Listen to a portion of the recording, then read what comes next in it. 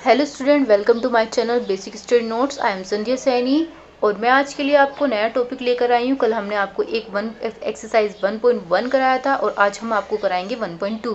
ठीक है, 1.2 में हमारी जो संख्याएं दे रखी हैं वो आज का टॉपिक में होगी परिमित संख्याएं। परिमित संख्याएं क्या है, यानी कि संख्या रेखा को निरूपण कैसे कर सकते हैं। कोई भी संख्याएं हैं, मान लिया कि हम जीरो से है, हमारा जो मिडिल है, एक रेखा हमने खींची है, मिडिल में हमने बीच में हमने जीरो लिखा। इधर की जो संख्याएं हैं 1 2 3 4 5 की सारी हमारी धन पूर्णांक है जिसमें हम जोड़ सकते हैं। ठीक है, ये हमारे माइनस की कोई भी संख्या इधर नहीं दिखाई देगी, ये हमारी सारी धन पूर्णांक होगी। ठीक है, जीरो से इधर वाली वैल्यू जितनी भी होगी वो हमारी ऋण पूर्णांक होगी, क्योंकि -1 -2 -3 -4 ये हमारी ऋण पूर्णांक होती है। तो स्टूडेंट, आपको पता चल गया होगा कि धन पूर्णांक और ऋण पूर्णांक संख्या क्या है। ऋण पूर्णांक हमारी माइनस की, धन पूर्णांक हमारी प्लस की होती है। ठीक है स्टूडेंट, तो ये हमारी संख्या रेखा निरूपण है। नेक्स्ट में देखिए एक्सरसाइज 1.2 में इसमें क्या दे रखा है कि निम्नलिखित परिमित संख्याओं को संख्या रेखा पर निरूपित कीजिए, ये दे रखा है। तो इसमें आपको करना क्या है, जैसे कि 2/3 दे रखा है। ठीक है, पहली संख्या आपको ये दे रखी है, तो इसी को हम पहले सोल्व करके दिखाते हैं आपको कि ये होता क्या है, इसको करना किस तरीके से है। पहला क्वेश्चन हमारा जो दे रखा है वो क्या दे रखा है, 2/3 दे रखा है। तो 2/3 आपका ये दे रखा है। मान लिया कि हमें इसे संख्या रेखा में निरूपण करना है, तो इससे क्या करना है, एक लाइन हमने यहाँ पर खींच दी, एक संख्या हमने खींची। ठीक है, लाइन संख्या रेखा, इसे बोलेंगे हम संख्या रेखा। बीच में हमारी जीरो होती है, यहाँ पर हमने 1 2 3 4 5। इधर हम क्या करेंगे, माइनस वाली संख्या रखेंगे, 1 2 3 4 5। ठीक है स्टूडेंट, ये आपने देखा, ये हमने यहाँ पर लिख दिया, ये संख्या रेखा बना दी। अब हमें क्या दर्शाना है, 2/3 को दर्शाना है। अब 2/3 ये कैसे निरूपण करेंगे हम। अब 2/3 को जो हम निरूपण करेंगे, तो हमने मान लिया कि हमारे पास कोई संख्या है, हमने यहाँ पर 3 है, चलो नीचे 3 है, हम 3 ही मान लेते हैं, यहाँ पर 3 है, ऊपर भी हम 3 ले लेते हैं। ठीक है, जब हम 3 को 3 से डिवाइड करेंगे, 3 एकम 3, तो 1 आएगा। तो हम यहाँ पर 1 या तो इसे लिख लें या इसे लिख लें, एक ही बात है ना। क्यों एक बात है, क्योंकि 3 एकम 3 एक ही माना जा रहा है। तो 3 और 3, 3/3 हमारा यहाँ पर दिखाई दे गया। ठीक है स्टूडेंट, तो यहाँ पर 3/3 जो हमारा यहाँ पर आया है, इसे हमने यहाँ लिख दिया। अब आपको पता चल गया कि भाई यहाँ पर 3/3 यहाँ पर आ रहा है, तो इसका मतलब हमारा ये 1 है। अब इससे 2/3 अगर हम यहाँ पर कर देंगे, इससे इधर कर देंगे, तो इससे छोटी संख्या होगी। कैसे भाई, 2/3 एक से कम संख्या होती है, तो एक से कम संख्या हमने यहाँ पर दिखा दी। ठीक है स्टूडेंट, अब यहाँ पर कितना बचा, 1/3, फिर उसके बाद तो जीरो ही आनी है भाई। जीरो से 3 2 1 और 0, ये आपको समझ में आ गया। तो हमने यहाँ पर ये शो करके दिखाया है कि कैसे आना है। तो ये 2/3 और 3/3 हमारा यहाँ पर इस तरीके से निरूपण हुआ है। तो पहले हमारा ये पॉइंट था। ठीक है, अगर हम करेंगे तो हमारा सेकंड जो क्वेश्चन है, वो सेकंड क्वेश्चन है हमारा -5/7।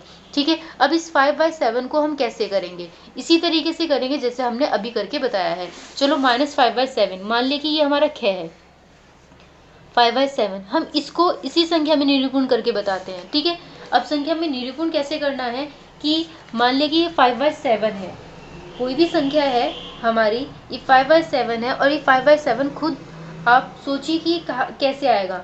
मान लिया हमने यहाँ पर लिया है, ये 7/7 है। ठीक है, 7/7 है, तो हम जब इसे काटेंगे, तो इसे काटेंगे 7 बजे 7, तो यहाँ पर 1 आ गया, 7 ही कम 7 हो गया, तो 1 आ रहा है, तो एक ही बात हो गई, नीचे वाली संख्या हमारी 7 थी, 7 ही आ गई। अब हमें निकालना क्या है, -5/7। ठीक है, तो कौन सी संख्या हम ऐसे लेंगे कि ये तो भाई हमारे इस पे आ गई। अब इससे आगे करके देखते हैं भाई, 5 से पहले क्या आता है हमारा, 6 आता है, 6/7 हो गया।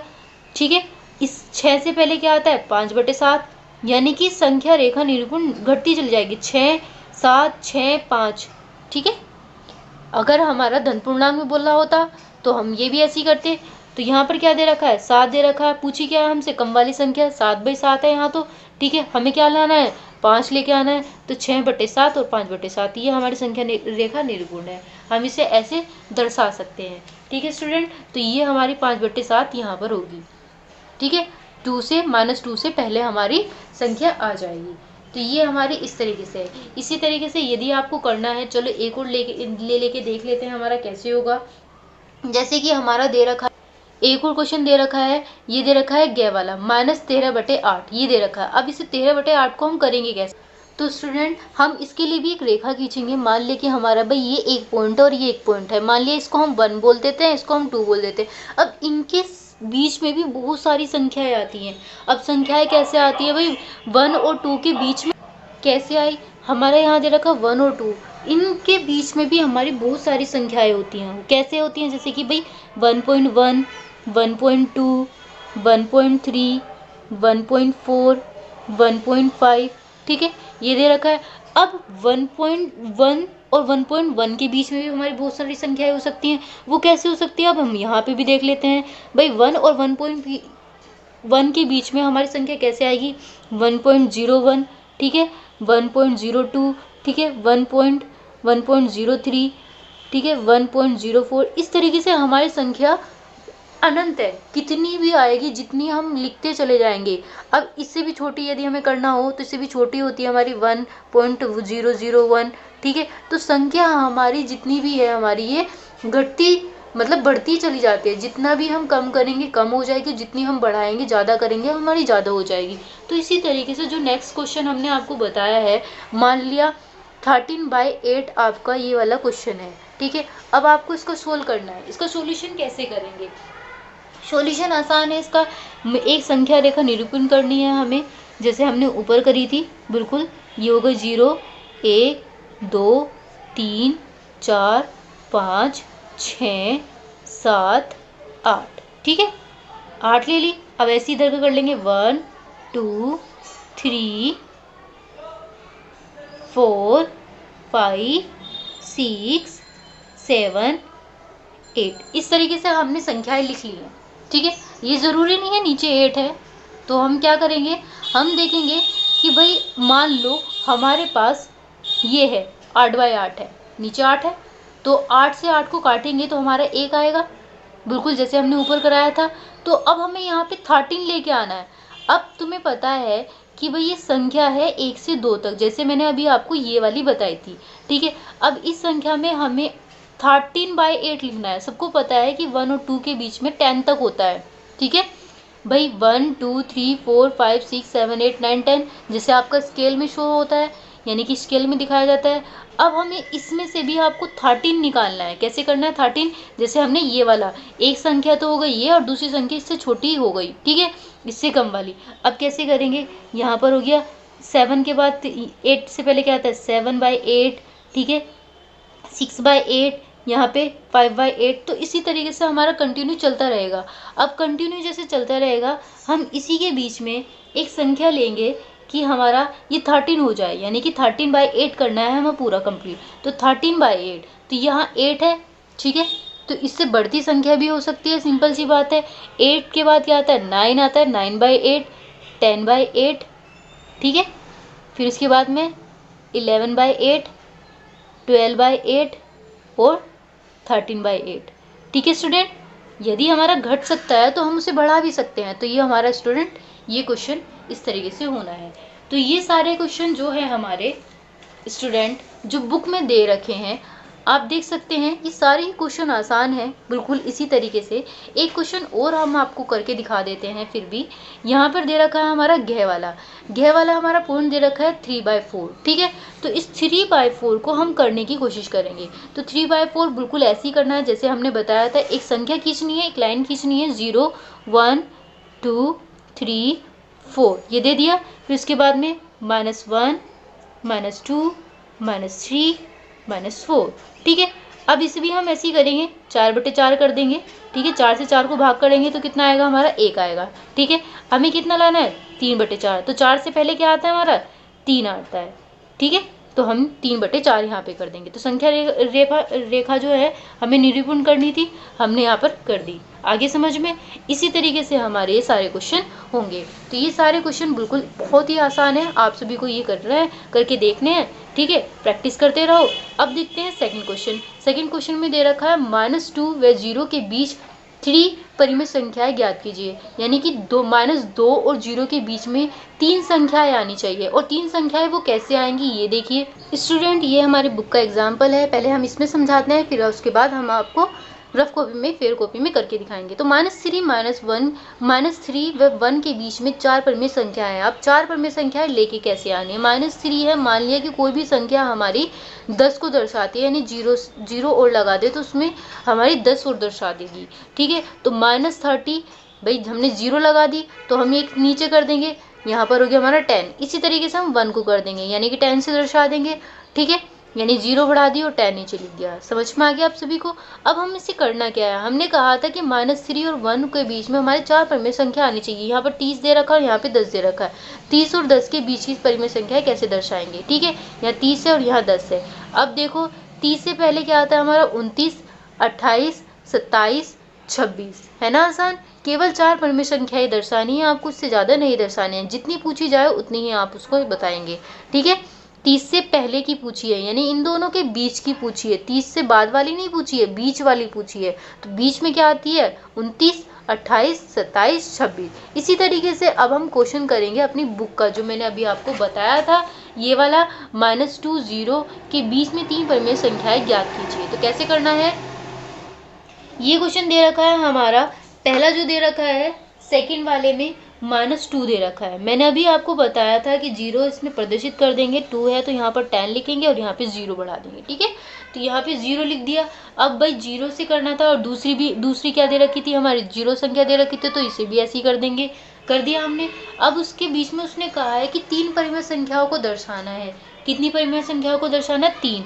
तो हमारे पास क्या है भाई? ये है हमारे पास और ये है। तो इन दोनों के बीच में ऐसी कौन सी संख्या आएगी कि मतलब वो 3 कौन सी संख्या होगी जो हम यहाँ पर दर्शाएंगे? ठीक है, वो 3 जो संख्या होंगी वो हमारी होंगी इससे पहले वाली बीच की 19। 20 से पहले क्या आता है? 19 आता है। ठीक है, नीचे 10 लिख देंगे। फिर उसके बाद में क्या आएगा? 19 से पहले 18, 18 से पहले 17, यानी कि एक तरीके से ये हो गई बैकवर्ड काउंटिंग, उल्टी गिनती। तो इस तरीके से आप इसे आसानी से कर सकते हैं। ठीक है स्टूडेंट, अब देखते हैं हम नेक्स्ट क्वेश्चन। स्टूडेंट हमारा नेक्स्ट क्वेश्चन है 0 व 3 के बीच में 6 परिमेय संख्याएं ज्ञात कीजिए। 0 व 3 के बीच में मैंने अभी कहा था कि 0 से नीचे 10 दर्शाते हैं, तो बिल्कुल इसी तरीके से ये वाला क्वेश्चन भी हम करके दिखाएंगे आपको। चलिए, मान लिए कि ये हमारा थर्ड वाला क्वेश्चन है और यहाँ पर हमारी 0 है। मैंने अभी आपको बताया था यहाँ पर 10 लिख देंगे, और कितनी दूसरी संख्या क्या दे रखी थी? 3 दे रखी थी नीचे, यानी कि एक 0 बढ़ाया, नीचे दर्शाया 10। ठीक है, तो मान लिया, माना, हर बार हम मान के ही चल रहे हैं 10 को। ठीक है, तो हमने यहाँ पर बढ़ा दी। ठीक है, अब हमारे पास दो संख्या हो गई 0/10 और कौन सी हो गई? 30/10। उसने कहा है कि 6 परिमित संख्याएं आपको दर्शानी है। तो 6 परिमित संख्याएं वो कौन सी होगी? ठीक है, अब 6 परिमित संख्याएं आपको दर्शानी है। इसमें 6 परिमित संख्याएं कौन कौन सी होगी? -0 के बाद क्या आता है? 1 आता है। फिर उसके बाद क्या आता है? 2 आता है, 3 आता है, 4 आता है, 5 आता है और 6/10 आता है। ठीक है, तो हमें कितनी दर्शानी थी? ओनली 6 ही तो दर्शानी थी। यहाँ पर 6 ही तो बतानी थी। 1, 2, 3, 4, 5, 6। तो ये आपका क्या हो गया? आंसर हो गया। है ना आसान क्वेश्चन बहुत ज़्यादा। तो इसी बीच में हम इस तरीके से इन सबको क्या कर सकते हैं? परिमित संख्याएं बना सकते हैं। तो ये हमारी जो परिमित संख्याएं आई हैं निकल करके वो इस तरीके से आएंगी। ठीक है स्टूडेंट, अब हम नेक्स्ट क्वेश्चन करेंगे। हमारा जो नेक्स्ट क्वेश्चन होगा वो होगा क्वेश्चन नंबर 5। क्वेश्चन नंबर 4 में क्या दे रखा है? -5 व -2 के बीच में 7 परिमित संख्या दर्शानी है। -5 और -2 के बीच में बिल्कुल ऐसे ही करना है जैसे हमने ऊपर वाला करा था। ये दे रखा है हमारा -5। ठीक है, फोर्थ क्वेश्चन हम यहाँ पर कर रहे हैं। -5 है, बिल्कुल ऐसे ही करेंगे। -5 के आगे 0 लगा देते हैं, नीचे 10 हो जाएगा। फिर उसके बाद में जो दूसरी संख्या है वो -2 दे रखी है। ठीक है, इसे भी ऐसे ही कर लेंगे। -2, 0, यहाँ पर 10 दर्शा देंगे। ठीक है, तो यहाँ पर हमने ये करा। अब 50 और 20 के बीच में आपको 7 संख्याएं दर्शानी है। और वो 7 संख्याएं कौन कौन सी होगी ये देख लीजिएगा। वो संख्याएं हैं हमारी, मान लिया हमारा 50/10 है। और इनके बीच में हमें ये दर्शानी है, ठीक है। 50 से पहले बीच में दर्शानी है, ठीक है, ना कि बाद की। तो बीच में दर्शाने वाली संख्याएं कौन कौन सी आ रही हैं भाई? यहाँ पे 50 से पहले क्या आता है? 49 आता है, ठीक है। 49 से पहले 48 आता है, 48 से पहले 47 आता है, 47 से पहले 46 आता है, 46 से पहले हमारा 45 आता है, 45 से पहले हमारा 44 आता है, 44 से पहले हमारा 43 आता है। और कितनी संख्याएं बोली थी उसने? हमारी 7 संख्याएं बोली थी। और हमने कितनी निकाल दी? 1 2 3 4 5 6 7, हमारी 7 पूरी निकल गई है। देखो, बीच वाली संख्याएं बतानी थी, 50 और 20 के बीच में आनी चाहिए वो संख्याएं, 50 और 20 के बीच में। और 50 और 20 के बीच में हमारी संख्याएं आ रही हैं 49/10, -48/10, -47/10, -46/10, -45/10, -44/10, -43/10। तो ये हमारी संख्याएं आ गई हैं। तो स्टूडेंट, है ना आसान क्वेश्चन? ये आप कर सकते हैं, ठीक है स्टूडेंट।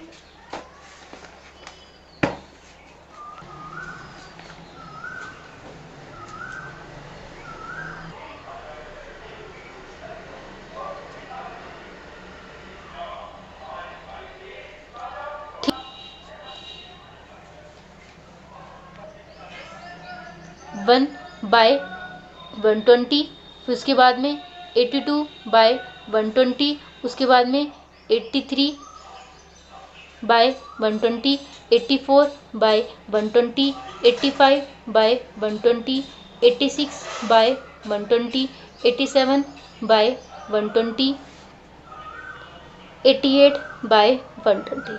ठीक है स्टूडेंट, यह आपने देखा। इस तरीके से हम इसे संख्या को निरूपण कर सकते हैं। इसी तरीके से हम 6 और 7 भी क्वेश्चन कर सकते हैं, जो हमने आपको अभी बताया। स्टूडेंट, ये है हमारा आगे का नया टॉपिक है, मतलब 8 क्वेश्चन है। इसमें दे रखा है निम्नलिखित में से सत्य और असत्य कथन घटता है। ये सत्य असत्य छांटना है। तो इसमें क्या दे रखा है? क्या वाला दे रखा है? 3/4 संख्या पर जीरो के दाईं ओर है। तो ये हमारा दे रखा है। तो जीरो के दाईं ओर कैसे? हमने अभी आपको संख्या बताई थी, यहाँ पर जीरो लिखा था, ठीक है। ये हमारी संख्या थी, यहाँ पर हमने क्या लिखा था? बीच में जीरो, यहाँ 1, यहाँ 2, यहाँ 3, यहाँ 4, यहाँ -1, यहाँ -2, यहाँ पर -3, यहाँ पर -4, ये हमने दिखाया था आपको, ठीक है। तो हमने संख्या रेखा बताई थी, तो कहा था जीरो के दाईं ओर 3/4 है। तो इधर वाली संख्या हमने क्या बताई थी?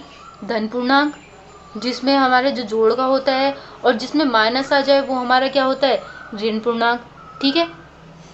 ये हमने क्या बताया था? ऋण पूर्णांक। तो अब आपको पता चल गया होगा, ये हमारा प्लस में दे रखा है, दाईं ओर होता है, तो ये हमारा क्या हो गया?